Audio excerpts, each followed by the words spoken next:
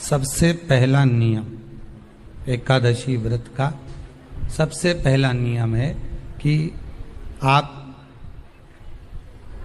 जिस दिन व्रत करो उसके एक दिन पहले भक्ति का संचार इस हृदय में कर लो।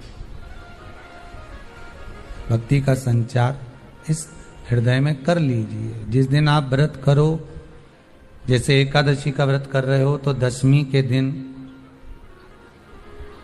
शाम का समय जब आवे, रात्रि जब होने लगे, शाम का समय आवे और रात्रि का आप जब भोजन ग्रहण करो तो उस भोजन में कोई ऐसा पदार्थ ग्रहण मत करिए जिस पदार्थ के कारण आपकी एकादशी बिगड़ जाए।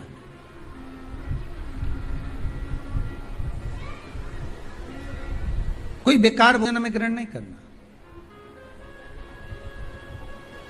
श्रेष्ठ भोजन ग्रहण करिए दशमी के। और एकादशी का दूसरा नियम बहुत ध्यान से सुनिएगा।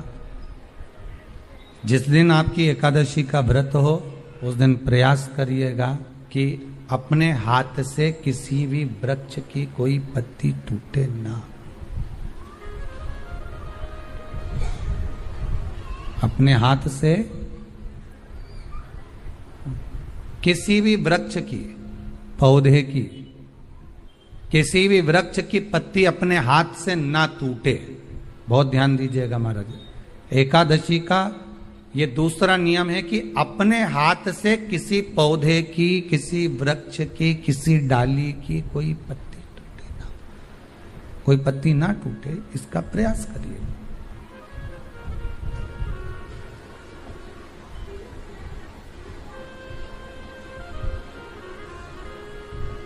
कितना सुंदर व्याख्यान कहा है, कितना सुंदर वर्णन है महाराज कि मात्र एकादशी का व्रत कर लेने पर, मात्र एकादशी का व्रत कर लेने पर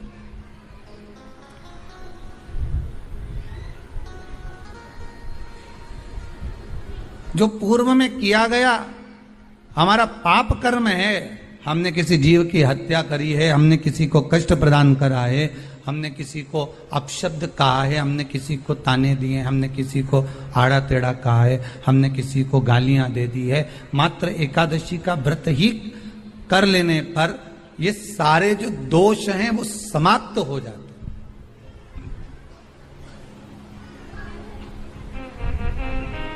सारे दोष हमारे समाप्ति पर आ जाते हैं।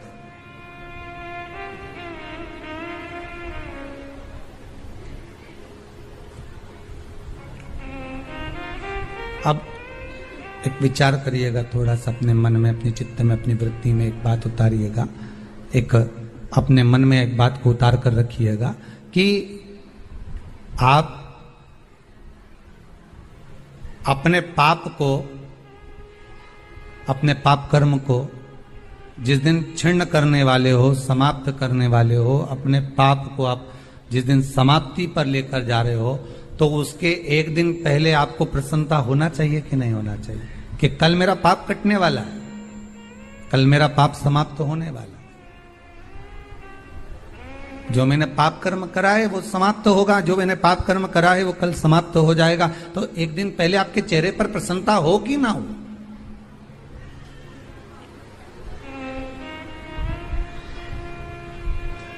और चेहरे पर वो प्रसन्नता आपके आना चाहिए कि कल मेरा एकादशी का व्रत है, आज दशमी है, कल एकादशी का व्रत है, तो कल मेरी जब एकादशी का व्रत रहेगा तो मेरा ना जाने कितना कितना पाप, कितना कितना असत्य, कितना कितना झूठ, कितना कितना प्रपंच वो समाप्त हो जाएगा। इसमें मुझे प्रसन्नता हो, इसमें मुझे आनंदता हो।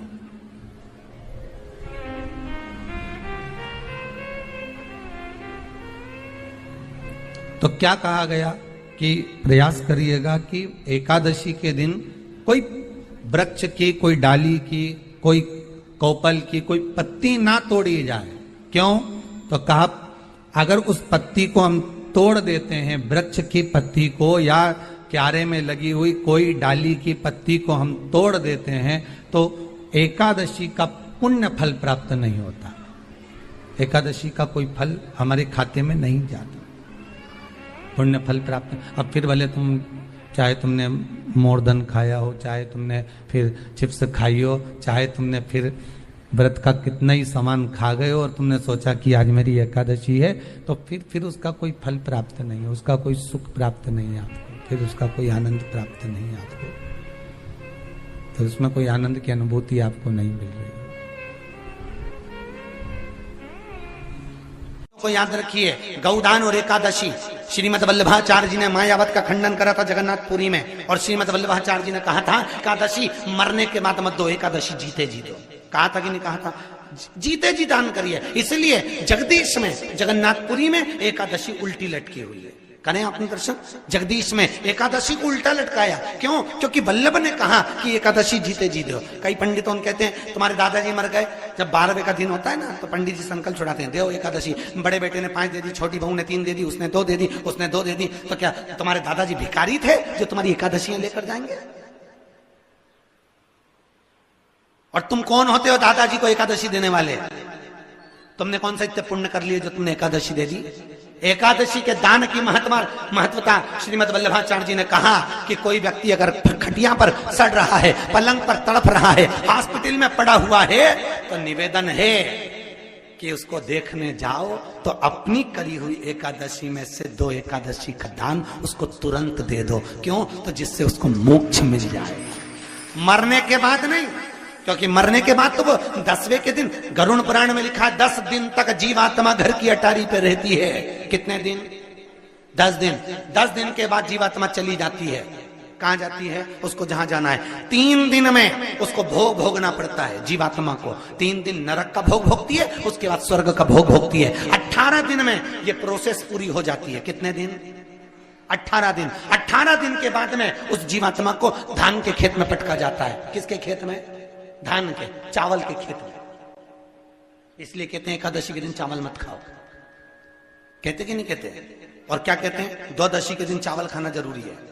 एकादशी का पालना करना है तो द्वादशी को चावल का 1 ग्रास खाओ, तब द्वादशी को चावल खाओगे तो एकादशी लगेगी। चावल नहीं खाओगे तो एकादशी नहीं लगेगी। द्वादशी को चावल खाना जरूरी है। क्यों कहते हैं? क्योंकि धान के खेत में जीव को छोड़ा जाता है, उस धान के खेत में, चावल के खेत में जीवात्मा रहती है। उसको चिड़िया खाती है तो चिड़िया के रूप में जन्म लेता है, मनुष्य खाता है तो मनुष्य के रूप में जन्म लेता है। इसलिए एकादशी के दिन चावल नहीं खाया जाता, क्योंकि एकादशी के दिन हम चावल खाएंगे तो जीव हत्या का दोष लग जाएगा। फिर कब खाना है? द्वादशी के दिन। द्वादशी के दिन क्यों खाया जाता है? क्योंकि हम एकादशी के व्रत करे रहते हैं, और पहला घासा जब चावल का खाते हैं तो अपनी करी हुई एकादशी का पुण्य, जितने जीव हमारे मुंह में जाते हैं उनको उसका पुण्य मिल जाता है, और उनका फिर जन्म नहीं होता, वो तर जाते हैं, उनको एकादशी का भाग मिल जाता है। इसलिए कहते हैं एकादशी को चावल मत खाओ, पर द्वादशी को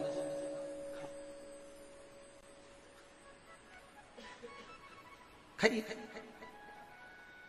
10 दिन तक जीवात्मा है, और आपने एकादशी कब दान दी? बोलो जम के। 12वें के दिन, 13वें के दिन आपने एकादशी का दान दिया, वो मिली उनको? अरे बोलो अच्छे से। कई तो अभी तक कर रही होगी, हमारे दादाजी के निमित्त की कर रहे हैं, कर ले। फिर वही वाली बात आ गई, गुलाब के फूल में पानी जारी है। एकादशी के दिन शंकर भगवान को चावल का दाना चढ़ाना चाहिए कि नहीं चाहिए?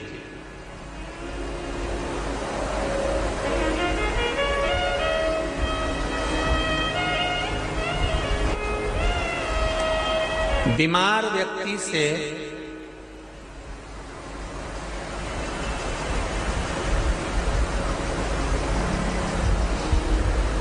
कोई बीमार व्यक्ति है, बहुत रोगीला, उसको बहुत रोग है, शुगर है, बीपी है, थायराइड है, सब कुछ है उसको, और वो रोगीला व्यक्ति जब डॉक्टर के पास जाकर पूछे, डॉक्टर साहब मेरी तबीयत ठीक नहीं रहती है, मैं बहुत कष्ट में रहती हूँ, बहुत तकलीफ है शरीर में, और अभी सावन का महीने का व्रत आ रहा है डॉक्टर साहब, 1 महीना में व्रत करती थी पहले, करूं कि नहीं करूं? तो डॉक्टर साहब क्या बोलेंगे? बोलते जाओ जरा जम के। डॉक्टर बोलेगा कि आप व्रत मत करो, डॉक्टर एक बात कहेंगे,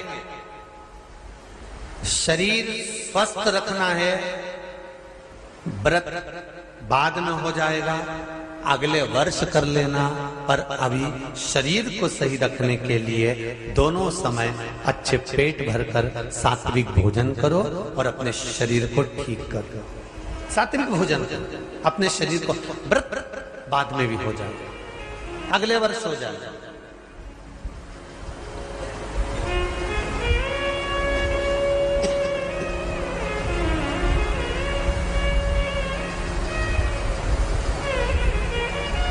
अभी तुम थोड़ा सवेरे 2 बिस्कुट ले लिया करो, सुबह नाश्ता ले लिया करो, भोजन ले लिया करो, फिर दोपहर में कुछ हल्का फुल्का लेकर थोड़ी थोड़ी देर में खाते रहना चाहिए हो।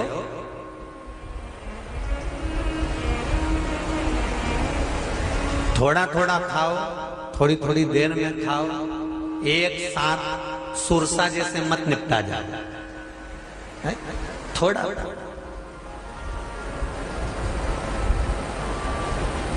ज्यादा खाओगे और ज्यादा कमाओगे तो दूसरों को कष्ट नहीं होगा, कष्ट खुद को होगा। ज्यादा खाओगे आपाच्य हो जाएगा, रात की नींद उड़ जाएगी, शरीर में अच्छा नहीं लगेगा। ज्यादा कमाओगे, रात की नींद उड़ जाएगी, दुनिया की दृष्टि तुम पर पड़ जाएगी और तुम्हारी रातों की नींद। कमाओ भी उतना जितना खर्च कर सको और खाओ भी उतना जितना पचा सको। अति सर्वस्व वर्जक। डॉक्टर कहेंगे ये तुम्हारा व्रत जो है ना अगले साल कर लेना, इस साल मत करिए, इस साल तो आराम से भोजन वोजन करो तुम लोग, बढ़िया प्रेम से खाओ पिए। तो उसी तरह किसी ने पूछा कि चावल का दाना एकादशी पर भगवान शंकर को चढ़ा सकते, चावल का दाना शंकर जी को चढ़ाते क्यों है, पहले तो वो समझ। बेलपत्री का तो महत्व आपको बार बार बताया कि बेलपत्री शिव जी को क्यों चढ़ाई जाती है, कहीं रोग के लिए, कहीं बीमारी के लिए, कहीं किस कार्य के लिए, कहीं कोई कार्य के लिए, कहीं कोई कार्य के लिए। चावल का दाना अगर हम शंकर भगवान को चढ़ा रहे हैं तो क्यों चढ़ा रहे हैं, उसका कारण क्या है। चावल का दाना शिव को चढ़ाने का केवल एक कारण रहता है कि चावल को अक्षत कहते हैं।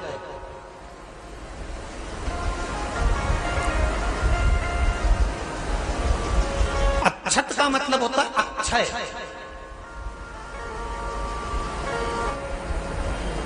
उसका मतलब क्या होता है, अक्षय, जिसका कभी क्षय ना हो। जब हम भगवान शंकर को चावल का दाना चढ़ाते हैं, जैसे बहुत ध्यान दीजिएगा महाराज, बहुत समझने वाली बात है, बहुत ध्यान से।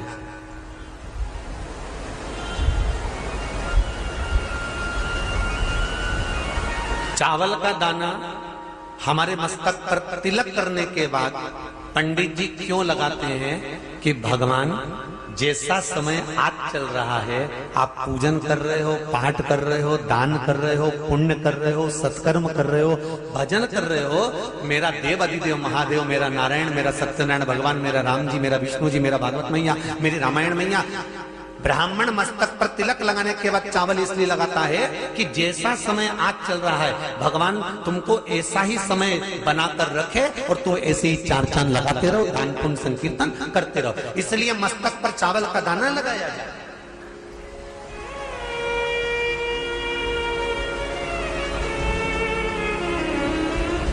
कोई मर जाता है, मरने के बाद जब तक पगड़ी नहीं होती तब तक माथे पर तिलक, चावल का दाना लगाया जाता है। जम के बोलो जरा, नहीं लगाते। किसी पंडित जी से पूछो, ब्राह्मण देवता से पूछो, ब्राह्मण देवता ये कोई मर गया और हमारा तो नियम है कि हम सिर पे तिलक लगाते हैं, चावल लगाते हैं, या पंडित जी से हम तिलक लगवाते हैं, मंदिर जाते हैं तो मंदिर में जाके तिलक लगवा के हम चावल का दाना लगवाते हैं। क्यों नहीं लगाते, उसका कारण क्या है। जब किसी के मरने के बाद 10 दिन तक, 12 दिन तक मस्तक पर तिलक क्यों नहीं लगाया जाता, 10-12 दिन तक माथे पर तिलक या चावल क्यों नहीं लगाया जाता, उसका कारण है कि ये जो समय आया है, तुम्हारे यहाँ जो गमी हुई है, तुम्हारे यहाँ कोई मर गया है, तुम्हारे यहाँ किसी के प्राण छूट गए हैं, तो ब्राह्मण इसलिए तिलक नहीं लगाता आपको, इसलिए चावल का दाना नहीं लगाता कि ऐसा दिन भगवान अब ना लाए। इसको अमर ना करे, इसको अक्षय ना करे, इसको प्रबल ना करे।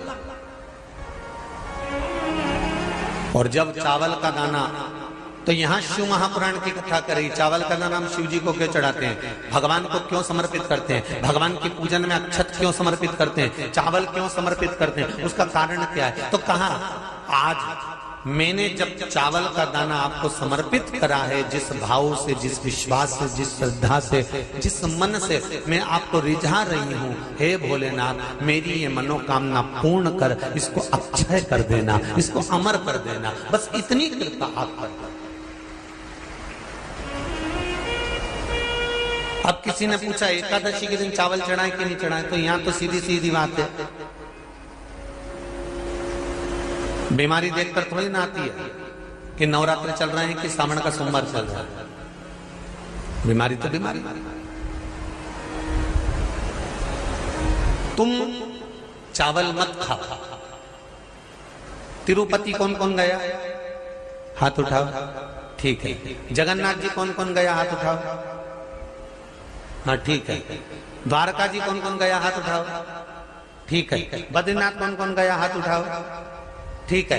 एकादशी के दिन कभी तुम बद्रीनाथ चले जाओ, एकादशी के दिन तुम द्वारका चले जाओ, एकादशी के दिन तुम तिरुपति चले जाओ, एकादशी के दिन तुम जगन्नाथ चले जाओ, एकादशी के दिन तुम्हारी मर्जी पड़े भगवान के किसी धाम में चले जाओ और भगवान को भोग लगाओ और उनकी थाली को झांक कर देखना, उसमें चावल जरूर मिलेगा, उसमें ऐसा नहीं है कि चावल नहीं मिलेगा। बद्री नारायण में भगवान को चावल का भोग लगा हुआ मिलेगा, द्वारका में चावल का भोग लगा हुआ मिलेगा, आपको जगन्नाथ में चावल का भोग लगा हुआ मिलेगा, तिरुपति में मिलेगा, द्वारकाधीश में मिलेगा, नाथद्वारा में मिलेगा, सांवरिया सेठ में मिलेगा, काकरोली जी में मिलेगा। आप जहां जाओगे वहां पर एकादशी के दिन भगवान को चावल आएगा, क्योंकि भगवान के लिए परहेज नहीं है। जो काम में डूबा हुआ है, जो आसक्ति में डूबा हुआ है, जो लोभ में डूबा हुआ है, जो वासनाओं में डूबा हुआ है, जो तृष्णा में डूबा हुआ है, और जो माता के गर्भ से जन्म लिया, एकादशी के दिन चावल उसको नहीं खाना। बहुत सुंदर संवाद है, ध्यान दीजिएगा। जिसके घर में कमाने वाले दो चार हैं, पैसा तो आ रहा है पर घर में टिक नहीं रहा, डॉक्टर में, पुलिस में, एक्सीडेंट आदि में, कहीं गलत जगह पर व्यसन में अगर पैसा जा रहा है, जुए में, मांसाहार, मदिरा पान, या कहीं आया पैसा आने में कमी नहीं, आ रहा है पर टिक नहीं रहा, रुक नहीं रहा, कोई मांगने आ गया, दे दिया, फिर वहां से अपने पास नहीं आ रहा, अपन कह रहे हैं भैया हमारा पैसा लौटा दो, नहीं आ रहा। तो महाराज शिव महापुराण की कथा कहती है, एकादशी के दिन गंगा के जल में मात्र 7 बेलपत्री डालकर, जो नंदीश्वर भगवान अर्थात जो शंकर जी के शिवलिंग के सामने नंदी होता है, उस नंदी के चरण पर गंगा का जल चढ़ाकर बेलपत्री शिव पर समर्पित कर देता है, उसके घर में रुपया रुकना चालू हो जाता है, फिर वो गलत जगह पर नहीं जाता, गलत स्थान पर वो धन जाएगा ही नहीं। बेटा अगर व्यसन में पड़ा हुआ है, मदिरा पान में पड़ा हुआ है, मांसाहार में, जुए आदि में जा रहा है, तुम्हें लग रहा है कि मेरा बेटा गलत मार्ग पर जा रहा है, ये मित्र दोस्ती गलत हो रही है, वो सही जगह पर आ जाए। करना है एकादशी।